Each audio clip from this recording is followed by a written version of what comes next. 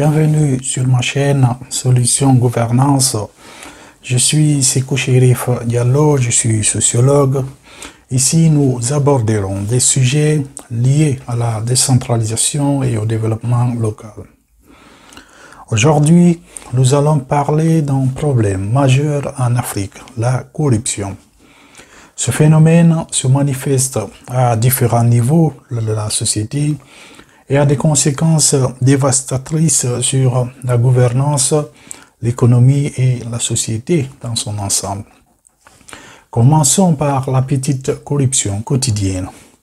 Il s'agit de pots de vin versés à des fonctionnaires pour obtenir des services ou des avantages illégaux. Cela affaiblit les institutions et rend les fonctionnaires plus préoccupés par leurs intérêts personnels que par le bien-être de la population. Résultat, des services publics médiocres et une perte de confiance des citoyens envers leurs gouvernants. Ensuite, il y a la grande corruption qui implique des dirigeants politiques et des élites économiques. Elle se traduit par des détournements massifs de fonds publics, des contrats truqués et d'autres malversations financières. Cette forme de corruption compromet l'état des droits et crée un climat d'impunité. Les règles deviennent flexibles et sujettes à la manipulation, ce qui renforce l'inégalité devant la loi et nuit à la protection des droits fondamentaux des citoyens. La corruption a également un impact économique significatif. Les fonds publics détournés pour des activités corrompues pourraient être utilisés pour des investissements dans les secteurs clés tels que l'éducation, la santé et les infrastructures.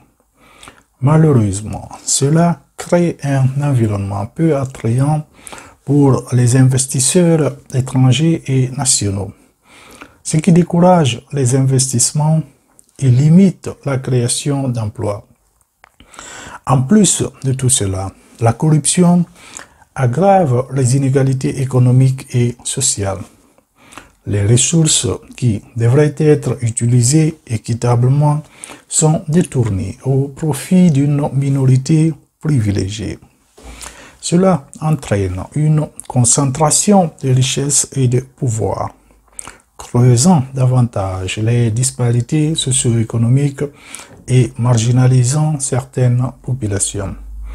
Alors, comment lutter contre la corruption en Afrique?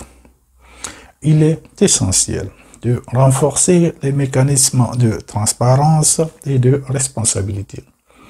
Cela signifie mettre en place des systèmes de contrôle indépendants pour détecter et prévenir les actes de corruption.